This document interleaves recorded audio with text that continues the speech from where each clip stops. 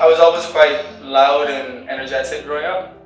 I would always just be the one in the family to be like bouncing off the walls and always like trying to do something physical, playing with any ball I could find and making the most noise, I guess. And that was kind of what I used to do a lot. So my dad, he obviously grew up playing soccer, and he's from England, so that was like a part of his culture growing up or whatever. It was like the main sport in England to play as a kid.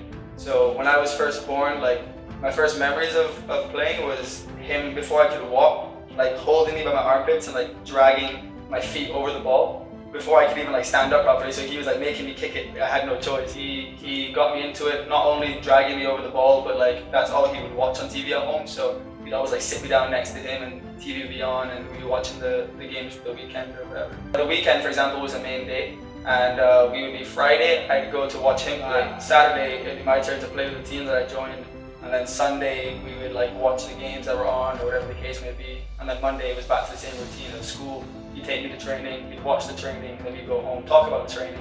And then the same thing would happen every day of the week.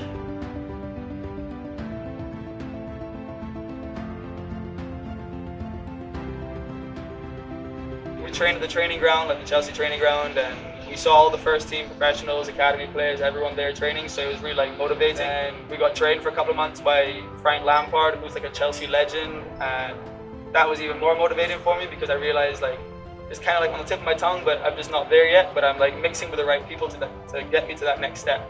It was really hard and the competition was really high. I went back home for the gap year, so all the trials that I had, they kind of fell through for one reason or another, and so that gap year just turned into me kind of just hoping and waiting, and nothing really happened, and then I ended up coming over here. From the time he and his classmates arrived at Tech through to now, obviously the success has been through the roof. They've reached another level as a program with our two most recent coaches and the students that have come through.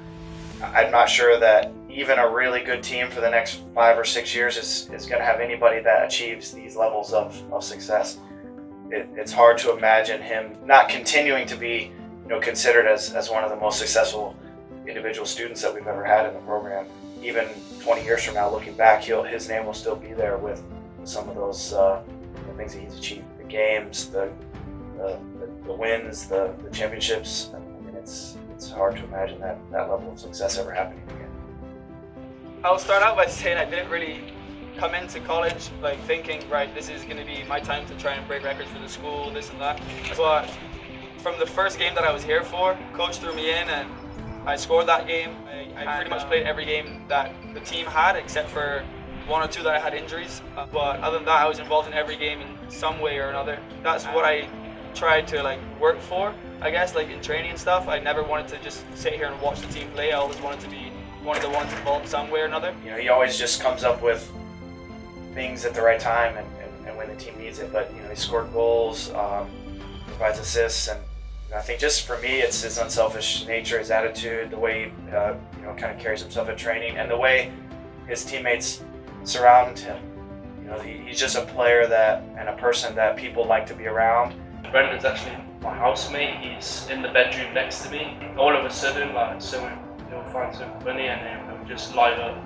So he contrasts a lot between just being very chill. But when you get him in his mood, he's always active, happy, social.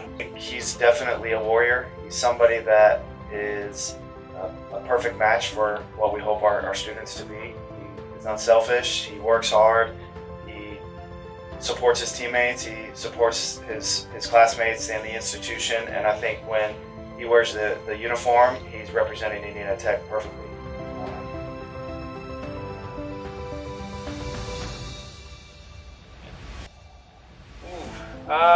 It's been a roller coaster for sure. The worst moment I can definitely start off with was in Nationals when we got to the final site and we had the penalty shootout. And I have never been nervous for penalties. Like, that was normally my thing. I hadn't missed one up until that point either. So when the coach asked like who was confident to take one, I immediately went me because I have a really good track record of that. I was relaxed and calm, but it ended up just going the opposite way and the keeper made a save, and that one really hurt me because we ended up losing the game and going out, so that was a tough one for me. But the best moment, I'd probably say the best moment was after the first double that we did. because that was a major turning point for, I guess, the program's history.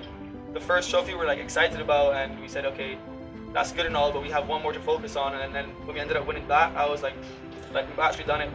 This is going to be down in history for the school because it hasn't happened ever. The double has never happened before that. So that for me was a really good moment. So I'm glad that it turned out that way. In terms of like breaking the records with the trophies and wins, that, as much as I would love to say like, yeah, that was all on my shoulders, I think it was also like a team effort because I've just been here the longest while the team was in a really good phase.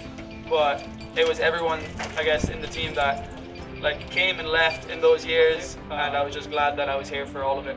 I hope that the team continues going forward and keeps winning even when I'm not here, as long as nobody else breaks the record.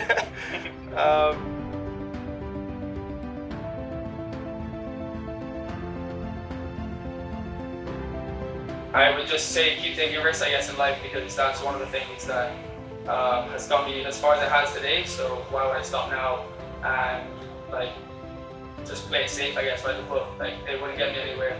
Like I left home when I was 15 by myself, like when I went to live in England for the first time, and then again with coming to America, there was the same concept, like just take the risk, go somewhere new. I took the risk and it worked out well for me. Pushing down the field, Koshko the cross, right in front of net, and that's a goal.